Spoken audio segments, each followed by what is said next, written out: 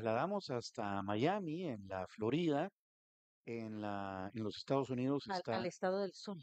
el Estado del Sol. Ahí está Juan José Monzant, el embajador Monzant fue embajador de Venezuela en El Salvador y nos da mucho gusto saludarlo. He de decir, bueno, hola embajador, buenos días. Hola, buenos días. Embajador, hay que activar ahí el micrófono. Yo creo que ya está hablando, pero no, hay que activar ahí el micrófono, embajador Monzant. Hola, hola.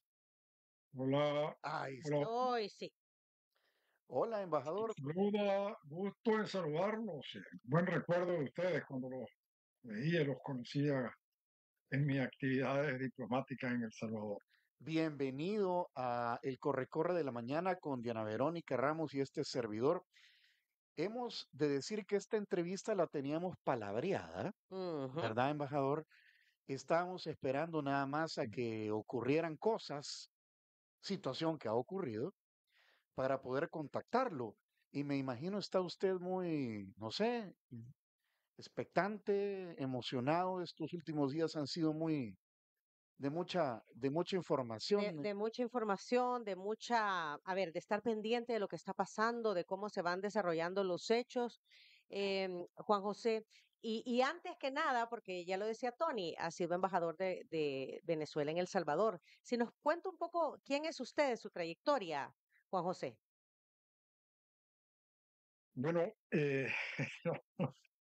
déjame hacerte un breve resumen así muy Un rápido, resumen ejecutivo. resumen ejecutivo. Soy abogado de Venezuela, graduado en la Universidad Central en 1968 y especializado posteriormente en Derecho Penal y en Relaciones Internacionales.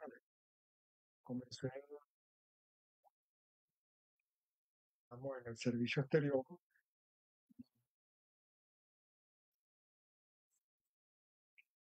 fui fallecido y que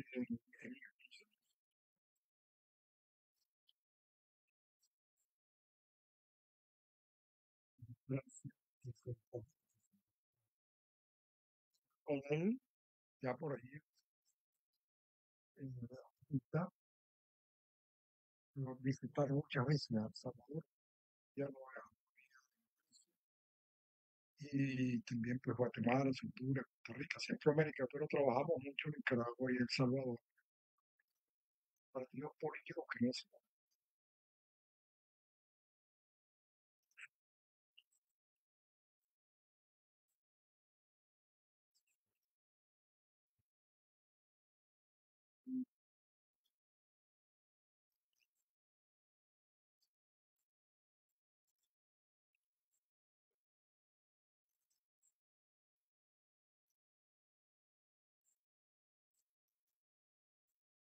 la última misión fue en El Salvador, justamente donde llegué a finales de los años 90, el principio de, lamentablemente, mi,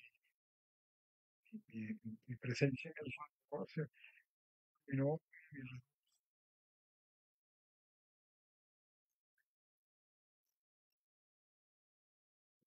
lo que se gestionaba en ese momento,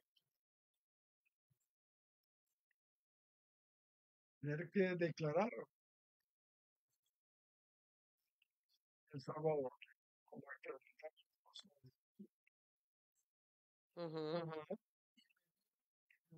tratando de estable. En ese momento,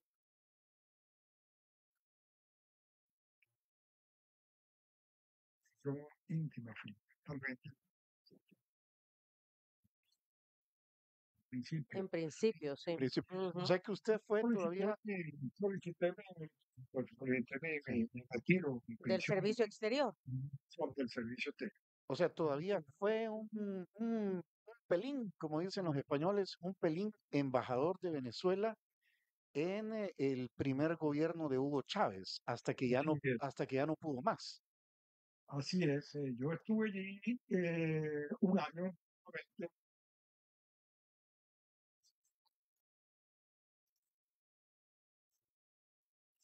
no sé si se acuerdan, Sí. se, Entonces paralizó San Salvador.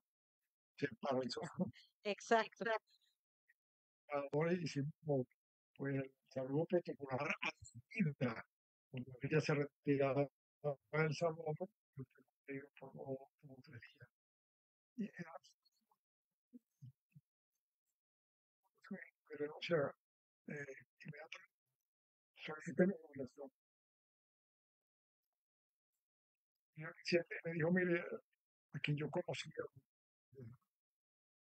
me dijo, mira, no,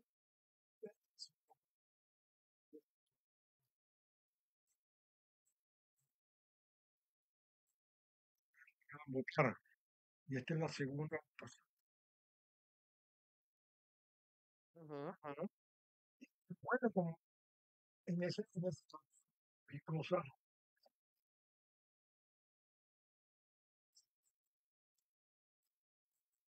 más difíciles.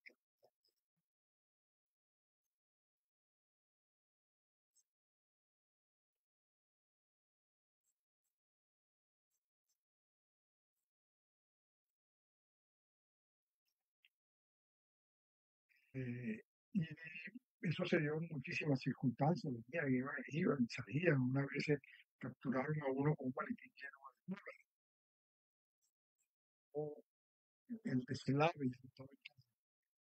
El presidente Flores exigió la retirada de la reconstruir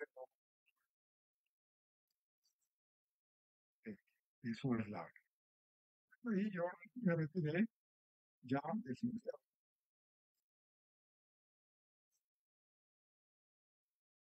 Con más agua, Más con más agua, agua, sí. después de los terremotos del 2001. Ujú. Correcto.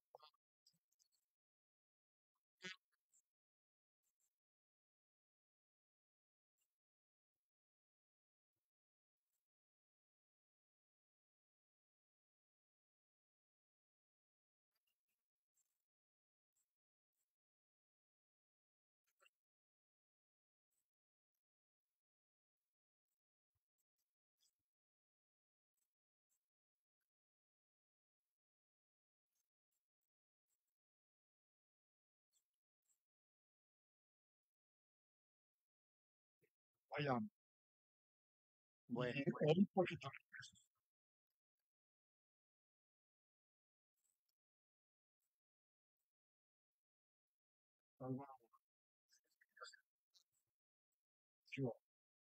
una liberación de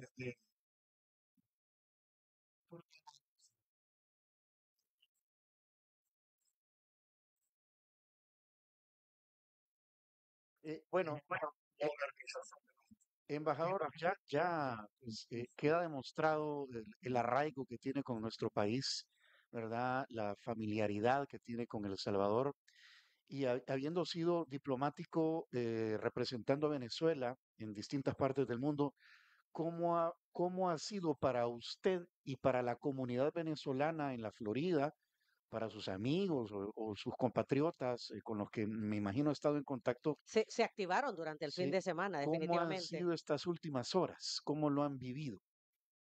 Bueno, mira, siempre Florida particularmente ha estado activada.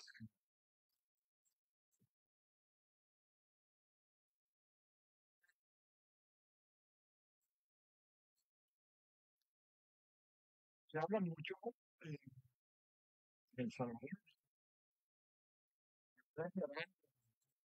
de lo que son, son delincuentes que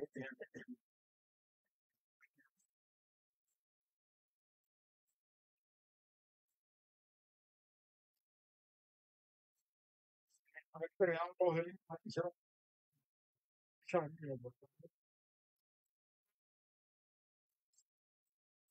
iban a manifestaciones y que no era conveniente.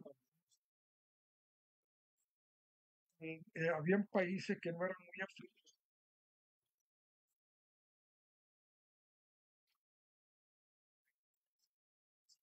porque ya Ecuador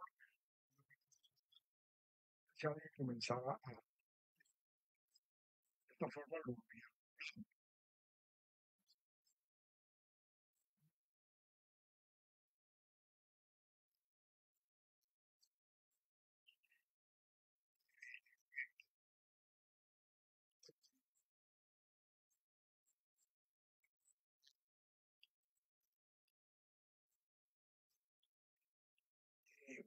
obviamente estaba en el tiempo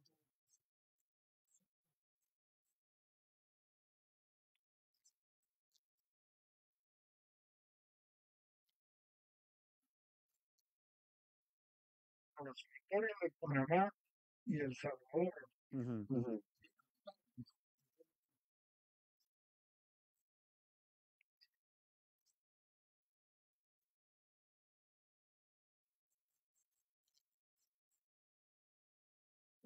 Dejamos ahí.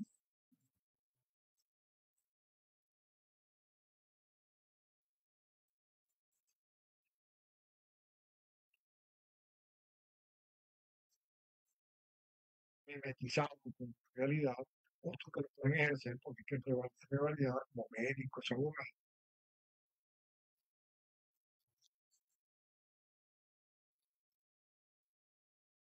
Presión, la presión en sentido, buen sentido de la palabra sobre los legisladores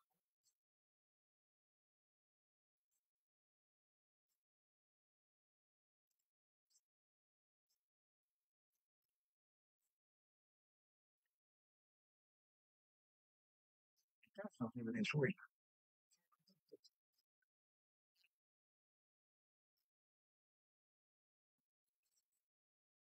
de nuestro teléfono, que son explotadas inmisericordiamente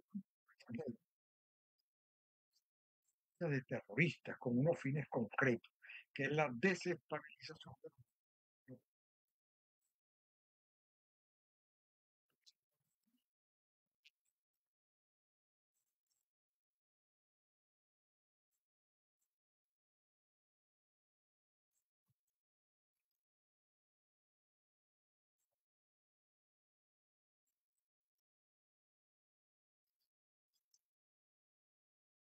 países, índices económicos, en la defensa, está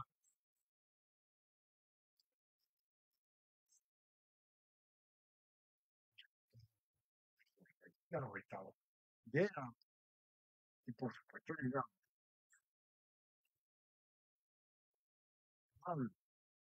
Y sí se sabe que los iraníes, a través del Guardia Nacional, a través de su dinero, han infiltrado a Venezuela de una manera que superar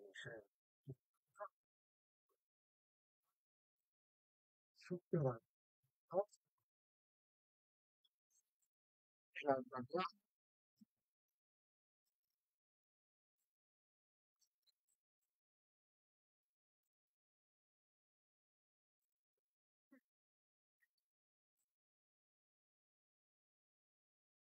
a Cuba ahorita, que un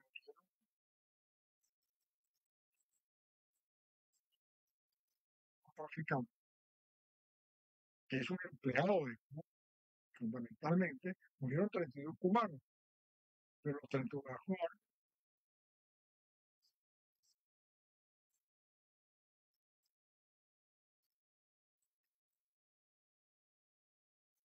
murieron en soldados.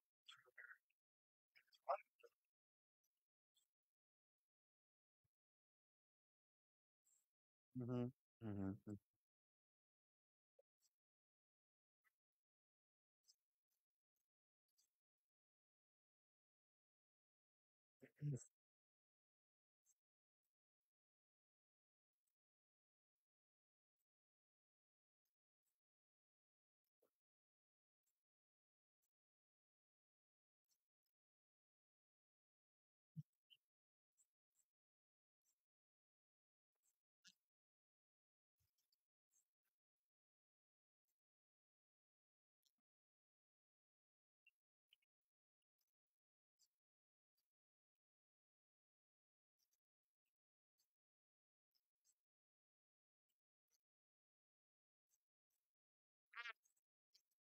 Que han sido desfigurados en su rostro con disparos que se y que le han dado como están.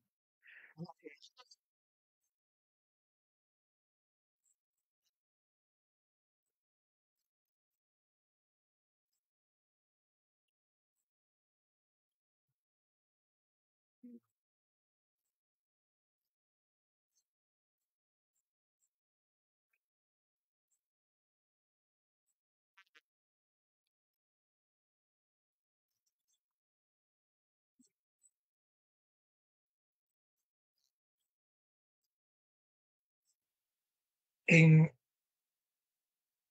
en poder delimitar el sentido de la captura del dictador Maduro, que repito, es un intelectual de facción para ejercer la presidencia, pero es un empleado de Cuba y es el rostro sacrificado. Cuidado si no fueron ellos los que delataron así. Pero obviamente se detectó que era el jefe de los narcotraficantes. Venezuela es ese sitio de acopio y de traslado hacia afuera. No produce cocaína, no produce marihuana, que ya hoy es legal prácticamente, y otros derivados de anfetamina, sino que es el sitio porque es la costa más cercana a Europa y a los Estados Unidos. Fundamentalmente Estados Unidos, porque es donde está el alto grado de consumo. Ya como una estrategia de desestabilización y de penetración, no de Maduro, sino de la época de Chávez. Entonces, significante que ha invadido un país por otras vías distintas a un soldado, que es de enfrentamiento.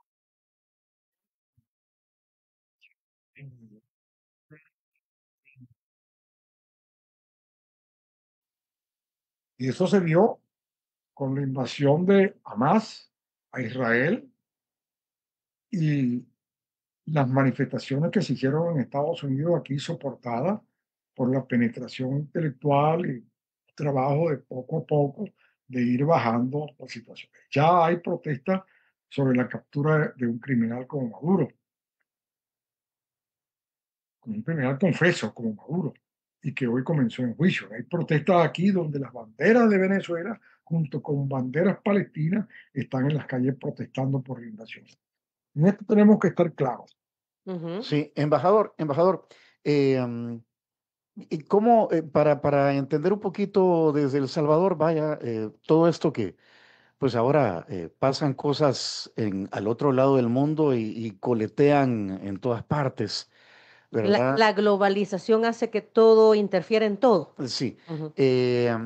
pero ¿cómo interpreta usted el limbo en el que, porque vaya, al que capturaron es a Nicolás Maduro, pero quedan Delcy Rodríguez, su hermano que es el presidente de la Asamblea, Diosdado Cabello, Vladimir Padrino y otro montón de generales que según la información que da Estados Unidos forman parte del cártel de los soles, que son narcoterroristas y que todavía pues hay una estructura que se mantiene, entre comillas, administrando, entendería yo, bajo Sí. la presión norteamericana, una Venezuela que sigue funcionando, entre comillas, de alguna forma, Con el gobierno que con el tienen. gobierno O sea, lo que quedó del sí, gobierno. porque se extrajo, así le ha llamado Estados Unidos, Ajá. ¿verdad? Extracción de Nicolás Maduro y su esposa. Pero la estructura de gobierno continúa siendo. Ahora, Ahora bien, la presidenta ha dicho, ¿verdad?, que quiere tener una relación pues sí, con Estados Unidos que Mejor que la tenga con los cordial, jueces de los amigable. Estados Unidos. Ajá.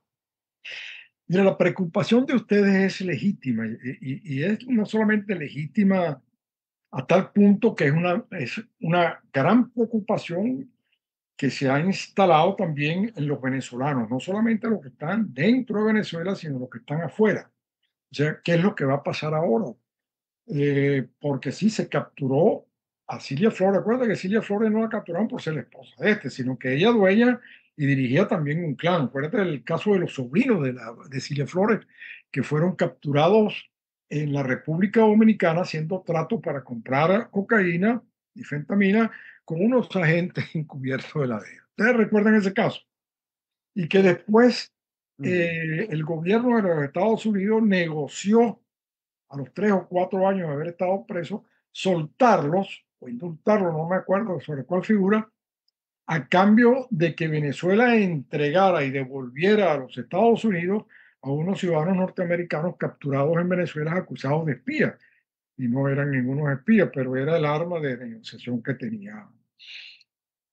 eh, que tenía el gobierno. ¿No? Para los americanos la sensibilidad de de rescatar a su ciudadano por encima de cualquier otro bien es prioridad. Y lo han demostrado en la historia.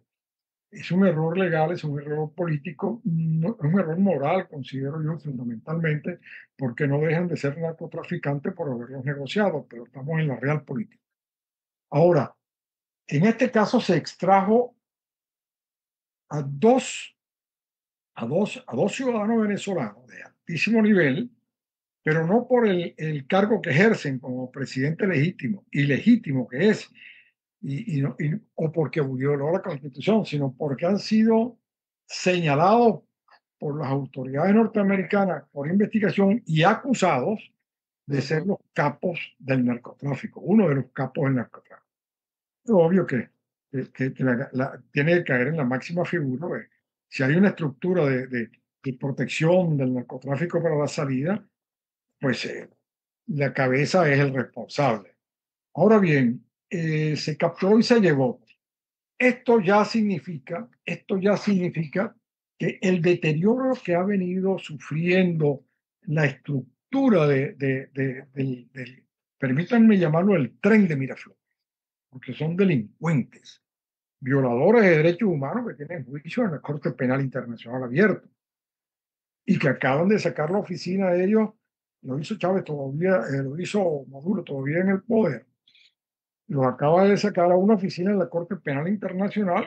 Normalmente se traslada cuando hay acusaciones de violación de derechos y delitos de lesa humanidad a un país receptor a ver si el país, mediante sus leyes, puede juzgar al señalado. Pero obviamente Venezuela no está en capacidad de juzgarse a sí mismo porque los tres poderes están en manos del gobierno, son militantes del PSUV.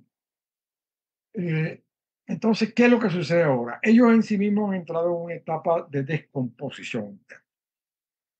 Obviamente no tiene Maduro la capacidad política, la sagacidad y la ascendencia que tenía Chávez como militar, como demostró que era un hombre que sabía negociar, retroceder, entrar.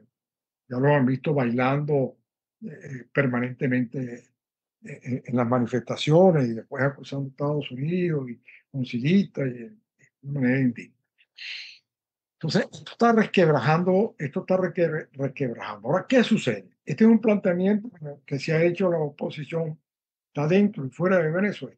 Ahora fuera prácticamente sus dos dirigentes máximo, que es María Corina Machado y Edmundo González, por haber sido electo presidente en unas votaciones que ganaron masivamente, 73, más allá. Entonces, ¿cuál es la preocupación ahora? Esta gente tiene 25 años en el poder, administrada por Cuba, administrada por Irán, administrada por la Unión Soviética, por los chinos, por la ETA y hasta por el Frente Farabundo Martí, inexistente hoy en día, gracias a Dios. Una que me mete en política interna, pero ellos son transnacionales y hasta en Venezuela fueron a llegar. ¿Cuál es el problema ahora? Toda la Fuerza Armada todavía, el generalato, porque la soldadesca, por supuesto, sufre lo mismo que sufre cualquier venezolano. Un salario de miseria. Por ejemplo, mi jubilación equivale a $3 mensuales, en la cual yo renuncié, no por escrito, sino no seguí mandando papeles porque me costaba más mandar por DHL la fe de vida que se llama. La última fe de vida la hice en la Embajada de El Salvador en el 2019. Y me dijeron allí, no se preocupe, embajador, esto lo mandamos nosotros. Hoy en día no es como cuando estaban ustedes, que había que pagar. Nosotros nos encargamos de eso. El año siguiente, yo veo que se me suspende no recibo mi salario, mi pensión, que no es un regalo, fueron 26 años de trabajo en la Cancillería. Y llamo a un amigo, el Micho, ¿qué ha pasado? Averígate qué pasó. Ya yo lo mandó, me dice, no, aquí no se ha recibido. Entonces, y él mismo me recomienda, bueno, mira, chicos, no sigas mandando esto porque tú pagas más en DHL, en mandar la fe de vida de nuevo, que lo que tú vas a recibir en todo el año, que son 32 horas. Entonces, esa era la circunstancia de esa Venezuela que está desaparecida. No hay una estructura jurídica, no hay una estructura legal, no hay a quien apelar. Están absolutamente divididos, por eso perdieron las elecciones, siendo gobierno y manejando el Consejo Supremo Electoral, que tuvo que ir el presidente del Consejo Supremo Electoral 4 días después entregarle a medianoche en una servilleta, decir que el ganador había sido Maduro y haberle entregado el acta, porque no había manera de probar que esas elecciones del 28 de julio del 2024 ganó Edmundo González las elecciones 72% contra el restante del veintitantos por ciento que agarró el poder. No hubo A manera. esta fecha no hay publicación de datos. No, porque no los tienen, no saben cómo hacerlo. ¿Por qué Ajá. lo tiene María Corina Machado? Porque y toda su gente, puede ser María Corina y su equipo, porque ellos con una gran sabiduría, eh, tenían en todas las mesas de todo el territorio nacional, hay testigos de todos los partidos, por eso tenían que tenerlo. Y la orden que ellos tenían era, una vez que cuando se hace el escrutinio, los miembros de la mesa, el presidente y el vicepresidente y el secretario y los testigos firman el acta de una vez que se contabiliza. Y cada representante de partido o de candidato le dan un acta original también. Esas actas fueron entregadas, digamos, al representante de la alianza que representaba Edmundo González en ese momento, y ese hombre de inmediato tenía la obligación de fotografiarla o entregársela directamente a un tercero, que está demostrado que muchas veces el tercero era un soldado o un oficial que iba a entregar eso, pero que estaba al servicio, no al servicio, sino que estaba al servicio de la democracia, y esa acta iba a un centro que la recolectaba. Y que ni siquiera los chinos han podido descifrarlo porque era a través del QR. Y ese es lo único que hay. Esas actas están en las bóvedas del Banco Central de Panamá, bajo la custodia del presidente de Panamá, que allí fueron a parar para ser entregadas después. Eso es lo único que existe como legal. Pero embajador, y por el tiempo voy a repetir un poco la pregunta, o sea, ¿cómo interpreta que, voy a utilizar una palabra, se descabezó, vaya, a Maduro y su esposa, pero sigue la estructura, digamos, ya existente? Estados Unidos No, decide entiendo. mantenerla. Perdona que me emocioné explicando los antecedentes. Claro, claro. Largo. Mira, me emocioné. Pasa lo siguiente: después de 25 años, donde ellos controlan absolutamente los tres poderes, la Corte Suprema de Justicia, el Poder Judicial, el Poder Legislativo, el Poder Ejecutivo, donde todos ellos controlan a través de los cubanos y directamente todos los organismos de seguridad del Estado, más los colectivos armados. Los colectivos armados, digamos, son los trenes Aragüey ideologizados, con entrenamiento no en la misión Miranda, sino en la misión Francisco Miranda, entrenados primeramente en Cuba al principio de Chávez, después que le dieron el golpe en el 2002, y posteriormente continuó el entrenamiento en Venezuela en la guerra de guerrilla urbana. ¿Para qué? Para cuando hubiese manifestaciones, sacar a estos civiles entrenados en la guerra de guerrilla urbana, la subversión urbana, en motocicleta, Son los famosos motorizados. los famosos motorizados, atacar la población civil que estaba manifestando y no tener que sacar a los soldados uniformados para que eliminarse la pena de decir que era el Estado que estaba reprimiendo. Y están entrenados y continúan entrenando, continúan vigentes en este momento en Venezuela. Porque están los delincuentes civiles, los criminales, los ladrones, todos estos que fueron mandados al exterior, siempre que sirvieran a esto, pero también están los políticos que siguen actuando allí, que son los que se llaman los motorizados armados. Hay dos muy famosos, son la Piedrita y otros, repitiendo lo de Argentina, los montoneros. Tienen entrenamiento en Cuba, y son de guerras y guerrillas urbanas, que son los pericos. Porque no se puede confiar en las Fuerzas Armadas en este momento, no solamente en la soldadesca, sino en los mandos. Una cosa son los generalatos, que son los que son beneficiarios económicamente, que apoyan, y otra cosa son de mayores hacia abajo, y quizás alguno que otro por ahí.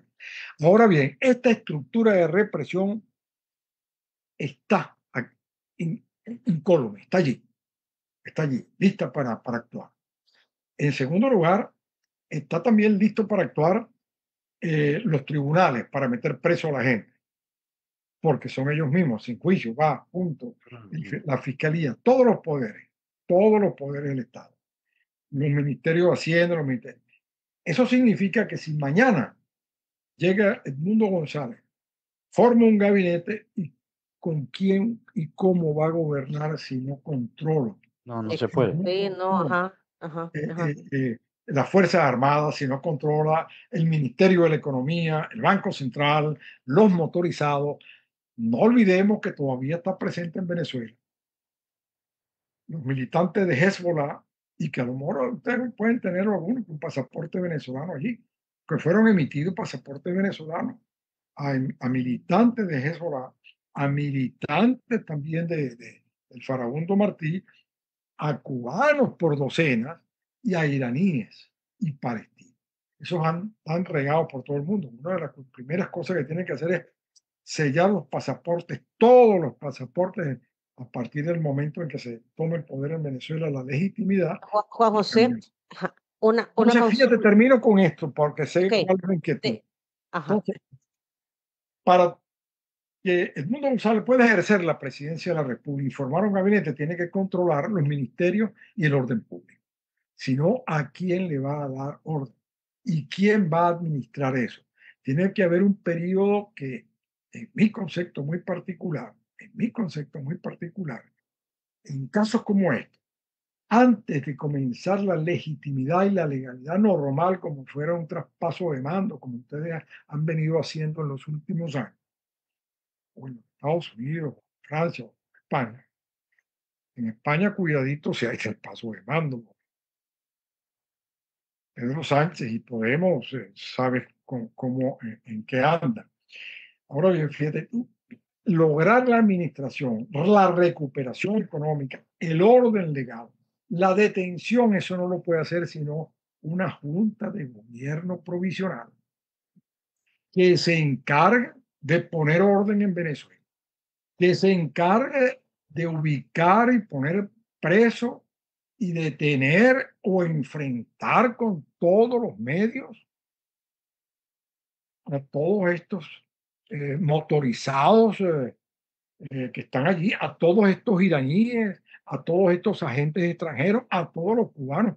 Muchos ya se han ido los cubanos, ya han sido llamados, tengo entendido. Otros todavía están allí. Para poder hacer que el país sea viable, para poder garantizar la gobernabilidad y no crear una guerra civil interna. Eso es una opinión muy personal y eso es lo que estimamos. Pal- pal- Dime. Palabras más, palabras menos.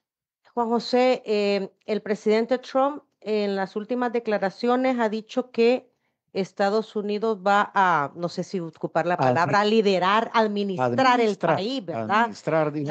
Administrar el país, y por el otro lado está la presidenta interina también. ¿Qué podría estar pasando? O sea, porque este es un tema político. ¿Qué Bueno, podría yo estar creo, pasando para poner esta transición? Porque por el otro lado también el presidente Trump ha dicho que la líder, ¿verdad?, de la oposición que se ha conocido internacionalmente, María Corina Machado, ha dicho que no se le respeta en Venezuela. Y por el otro lado, usted escucha también voces de venezolanos, uno opinando que debe de haber nuevas elecciones, bueno, ¿verdad? Debe haber un gobierno de transición y debe de haber nuevas elecciones muy también. interesante tus inquietudes y muy comprometedora para mí como venezolano. Ajá. Pero, eh, eh, digamos, por mis posiciones, como político, hablo con veracidad. ¿no? Hablo con Ujú. veracidad desde mi punto de vista, por supuesto. Yo no comprometo ni represento a nadie, sino la experiencia con ustedes he tenido el honor de depositar en mí y tener este diálogo.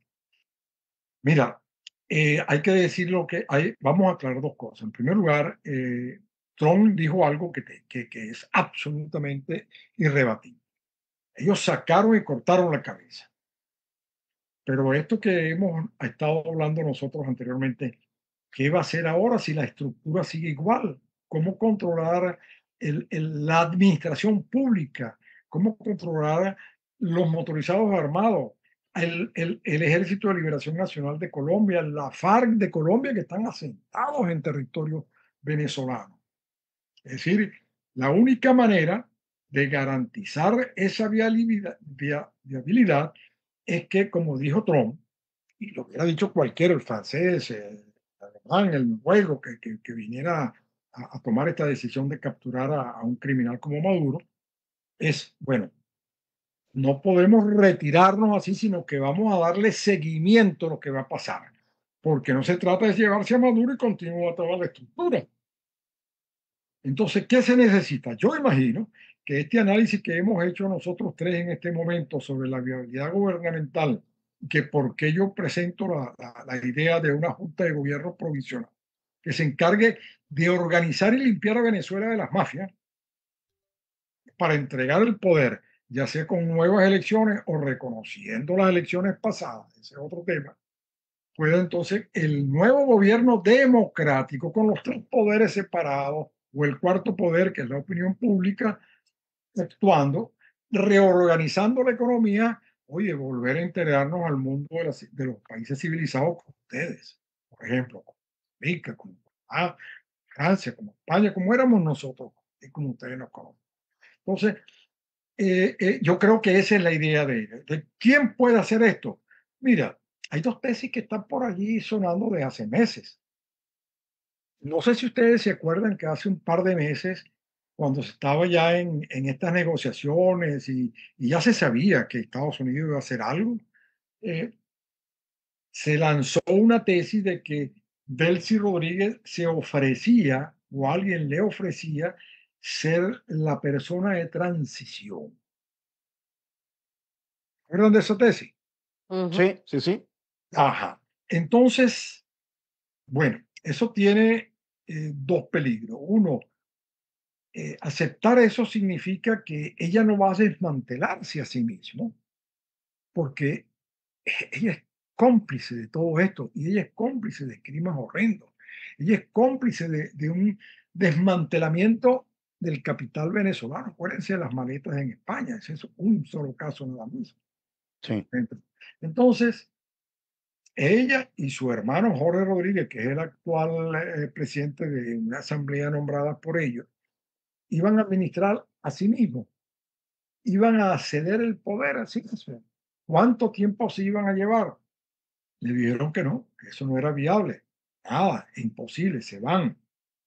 El análisis, la inquietud de ustedes es la misma que yo tengo en ese sentido, cómo administramos Venezuela. Bueno, si no se le puede entregar el poder al mundo en este momento, a los venezolanos en este momento, ¿por qué no tienen los medios para rechazar y limpiar a Venezuela, a menos que entremos en una guerra civil desproporcionada porque no estamos armados ni estamos en el territorio?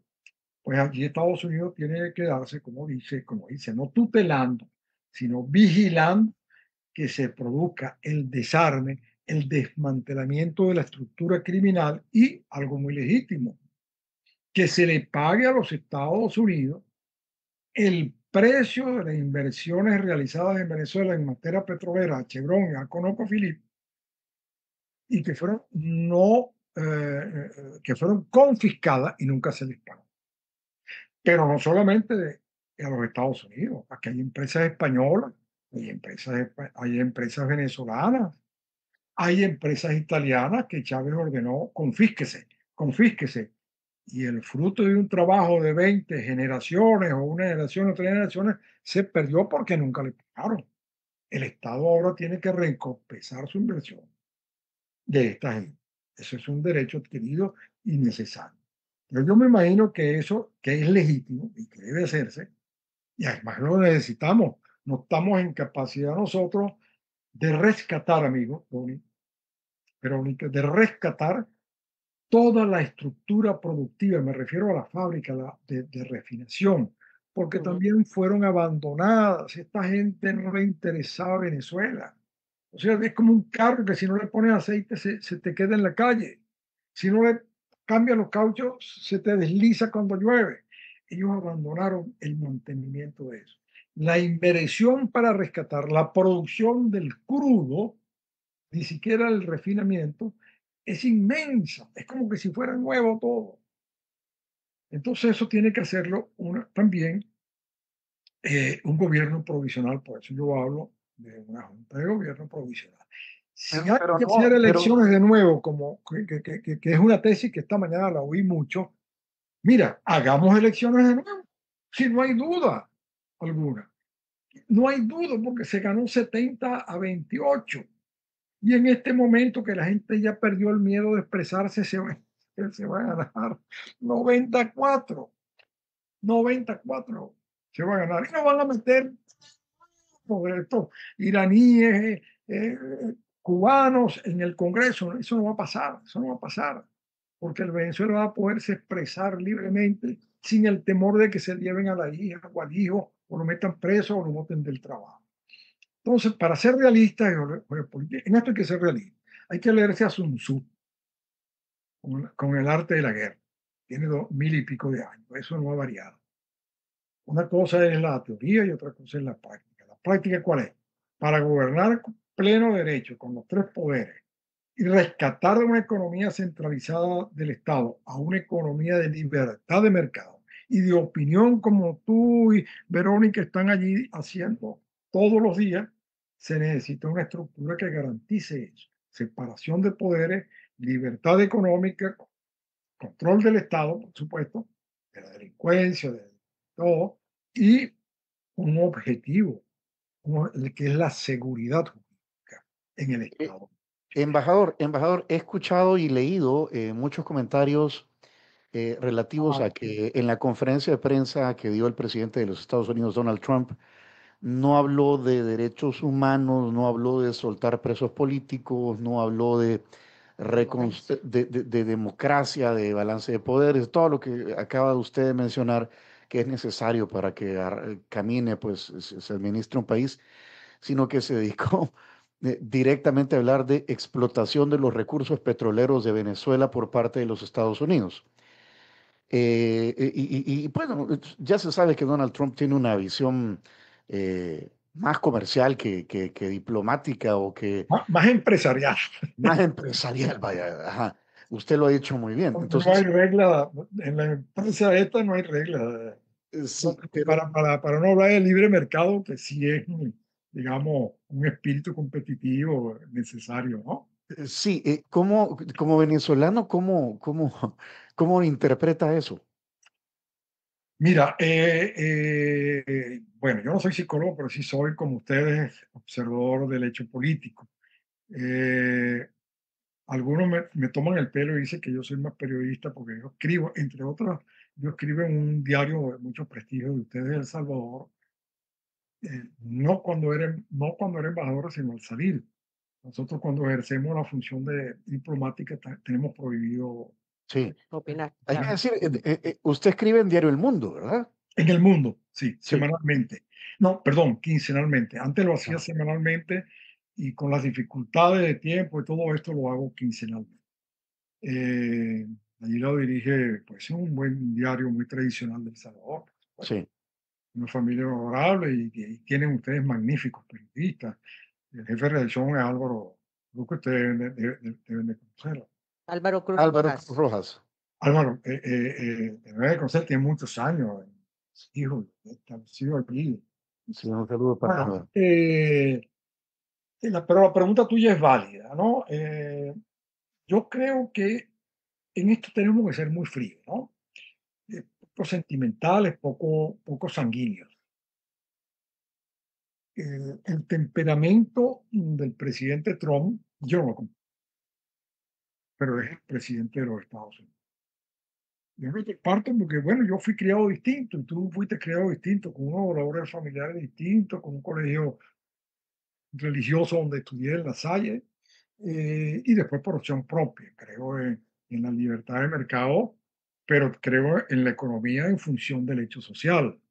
¿Cómo se compatible eso? Bueno, esa es la gran duda, cómo se hace, pero no es el dinero y la ganancia por la ganancia.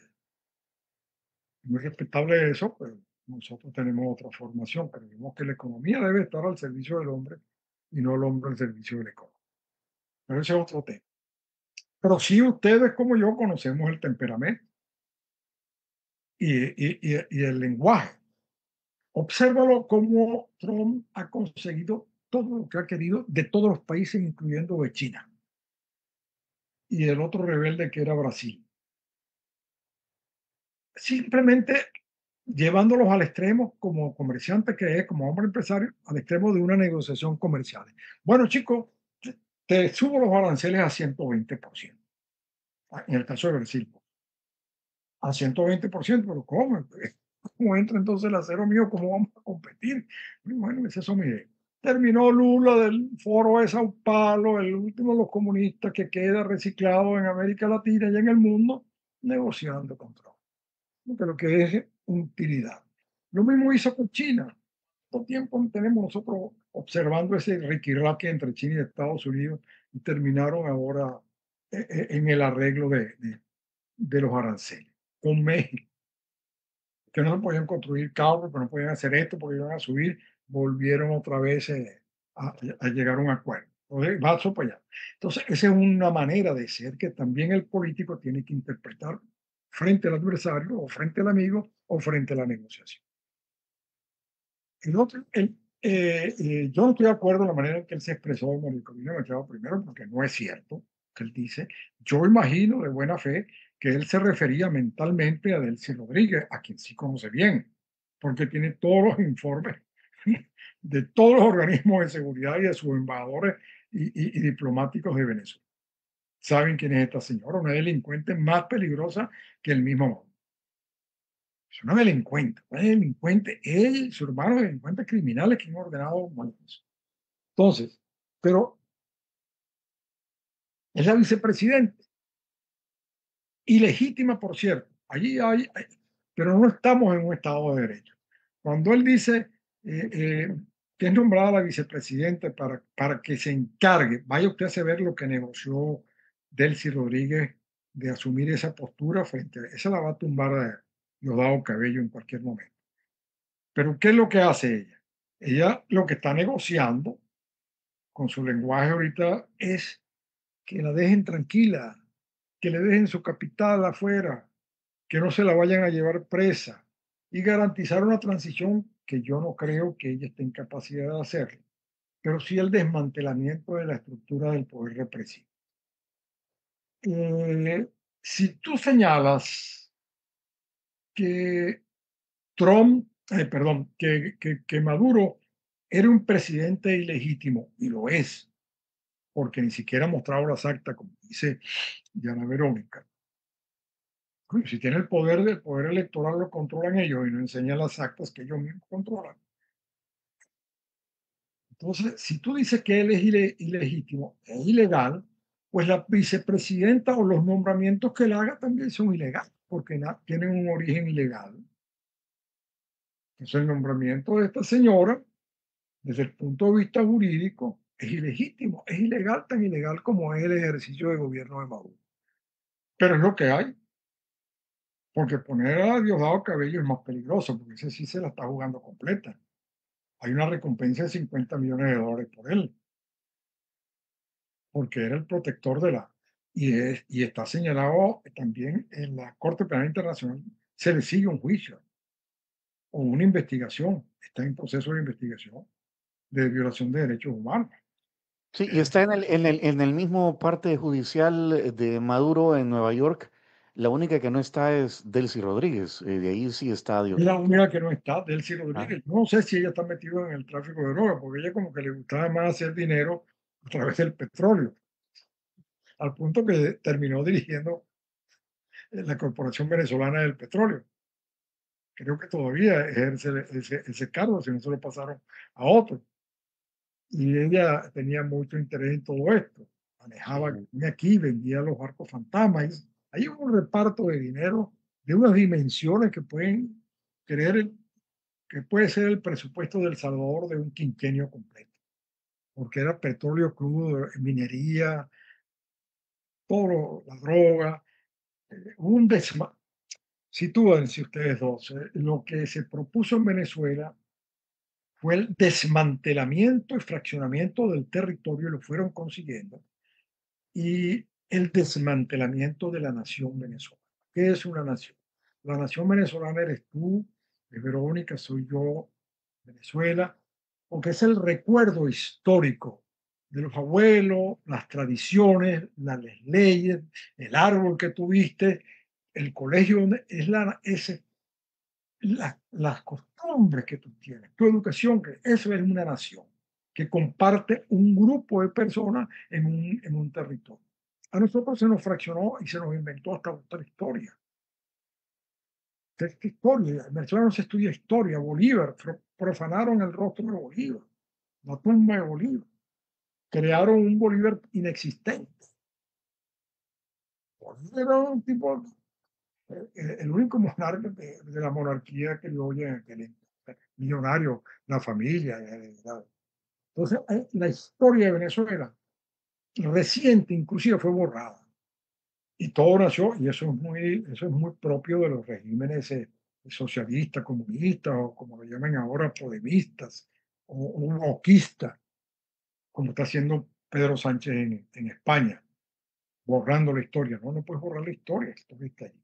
Entonces, yo siento que para la pregunta tuya, que él se refería y se le fue, y si lo piensa, está equivocado, porque eh, eh, en puridad, la presidenta, la que iba a ser inscrita en el Consejo Superior Electoral, era María Corina Machado. No era el Mundo. El Mundo González era Mm. un colaborador importante en ese equipo, en relaciones internacionales. Pero María Corina Machado, ese mes mismo, cuando se vio, ellos tenían también los mismos estudios, imagino que lo tenía la oposición, la inhabilitaron, acusándola de un delito de no declaración del impuesto sobre la renta o una nimiedad de esta, pero como estaba siendo perseguida por la investigación, no podía inscribirse como candidato a ningún cargo público. Y eso lo hicieron. Después consiguieron, fíjate tú la historia, cuando alguien la habilitan, inmediatamente buscan a otra persona, buscaron una mujer muy desconocida en el mundo eh, civil venezolano, político venezolano, pero brillante en su carrera académica, para que la sustituyera, porque se sabía, lo que se quería era medir la voluntad del pueblo. Y la inhabilitaron también al segundo día. Falta el último día de inscribir candidatos, pues no podíamos pasar sin nadie, porque todos no querían inscribirse. Bueno, inscríbete tú, guarda el puesto mientras aparezca el candidato.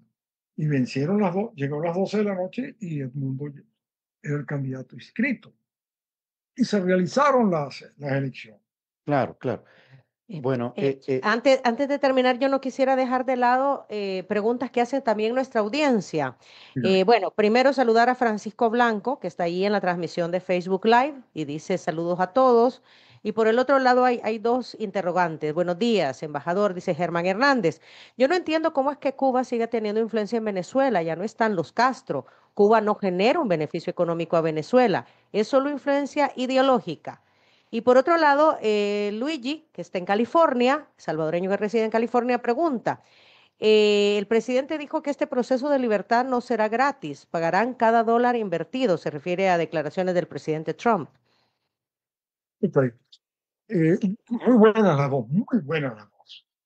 Eh, mira, la primera pregunta sobre la influencia de Cuba, bueno, porque recuerda lo siguiente, tenemos que trasladarnos al momento en que Chávez da el golpe de Estado, y cuando él ya hace su primer viaje a Cuba, después que que se le sobresee el caso. Vale a decir que Caldera no indultó a Chávez, como se dice normalmente.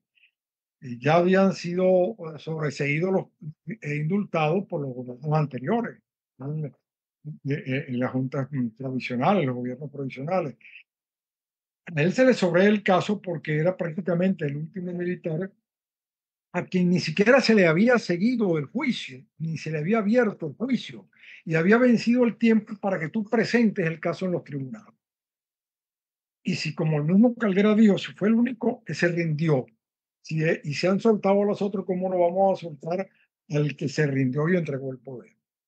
Pero bueno, ese no es el caso. El problema es que después que él viene de Cuba, y antes, porque él ya estaba conspirando, su hermano Adán Chávez era miembro de una de las partes guerrilleras del Estado de Oriente.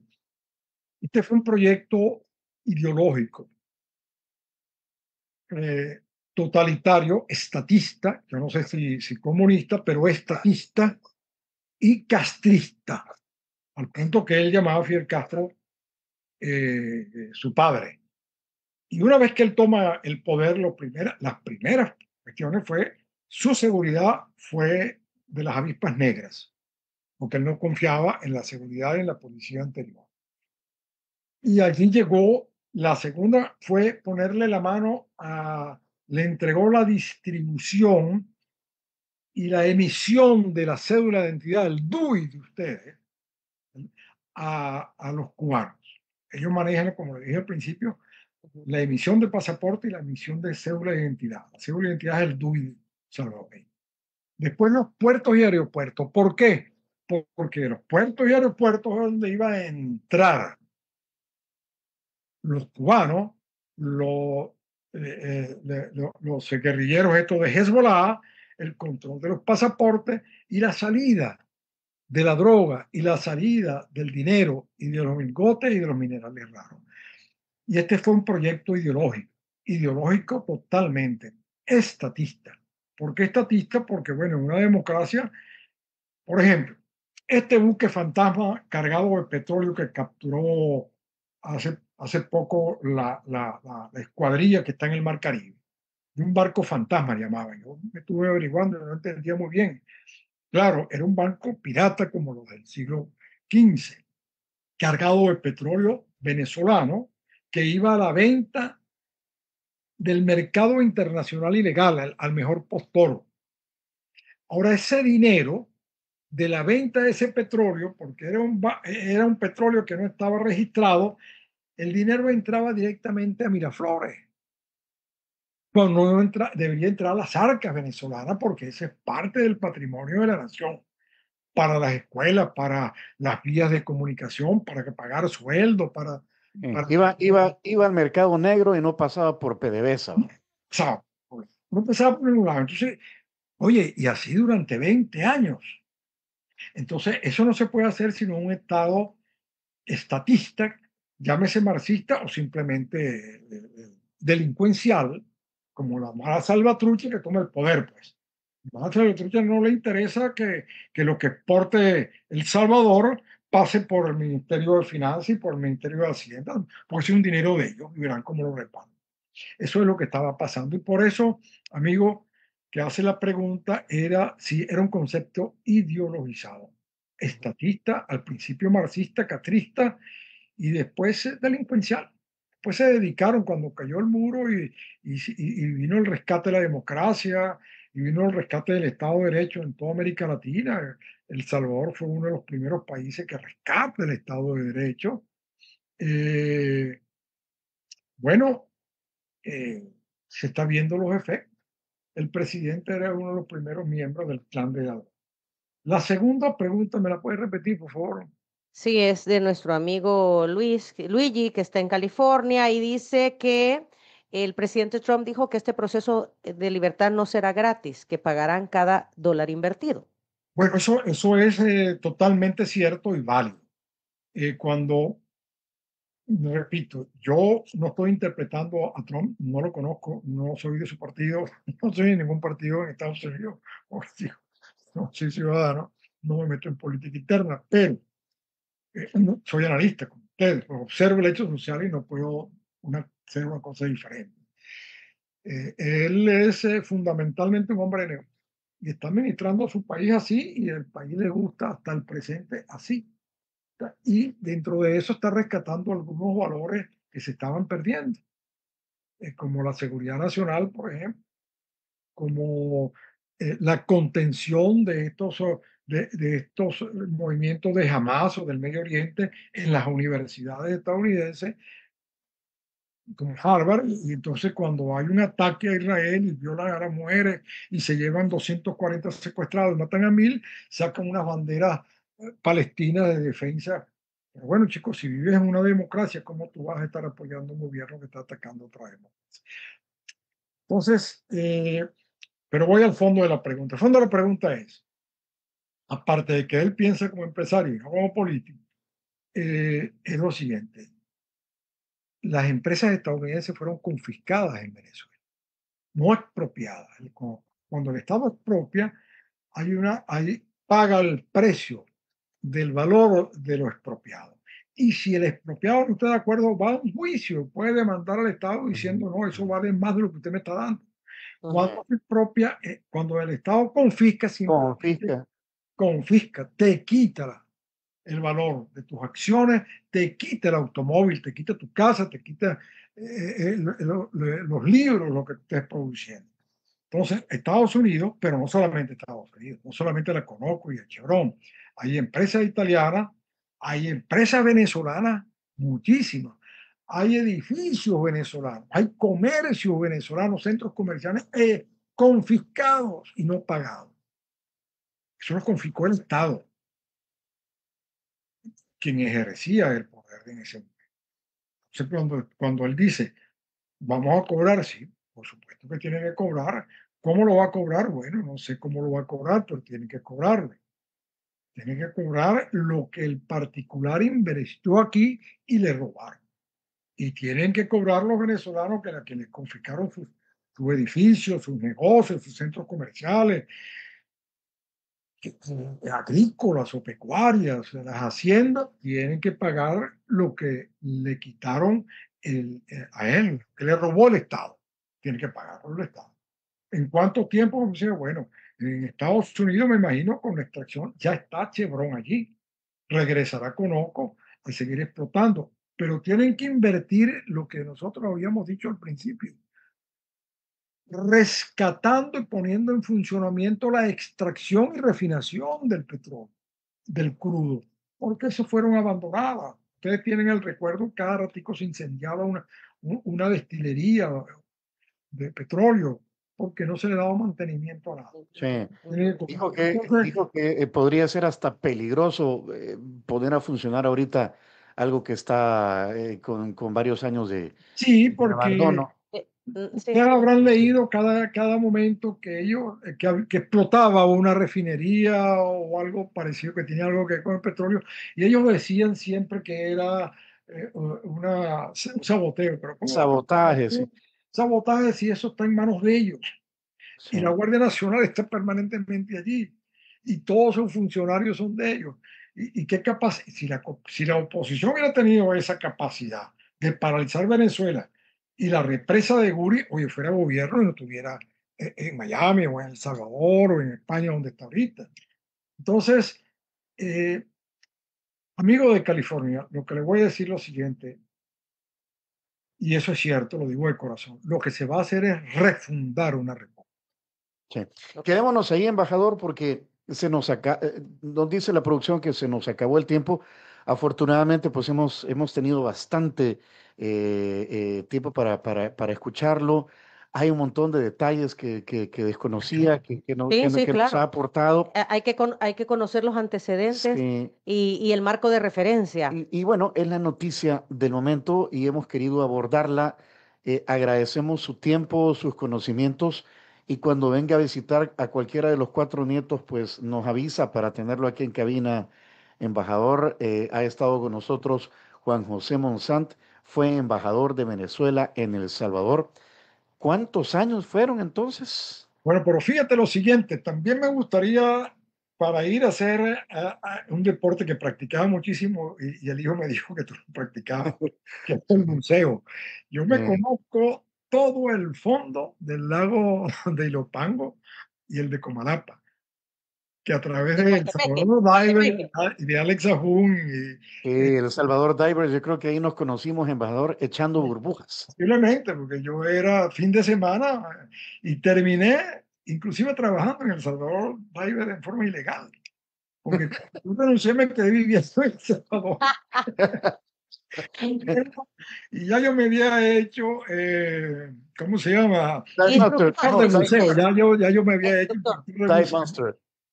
Muy Yo me había hecho bien. instructor de buceo y trabajaba bajo cuerda y me pagaban por enseñar a bucear. Así que espero que el presidente Bukele no me vaya a poner preso cuando no llegue allá, porque ya eso fue pasado. Bueno, un fuerte abrazo. Gracias por haber estado con nosotros y nuestra audiencia. Gracias a ustedes, ojalá haya sido pedagógico, que es la intención. Exacto. De hecho, varios nos han escrito también a través del WhatsApp diciéndonos qué interesante entrevista. Así que apreciamos mucho sus consideraciones. Un abrazo. Muchas gracias, embajador, y pendientes. Señor, esté con ustedes. Gracias. Gracias. Y si quieren volver a escuchar esta entrevista, muy interesante y bastante, como dijo él, pedagógica, Sí. aquí les dejamos las coordenadas. Entrevista. Muchas gracias por acompañarnos en nuestra entrevista. Para volver a escucharla e incluso verla, visita nuestro canal de YouTube Diana Verónica y Tony. Búscala como La Entrevista. También puedes encontrarla en Spotify como Diana Verónica y Tony. Te invitamos a seguirnos, regálanos siempre un me gusta, compártela con tus amigos y activa las notificaciones.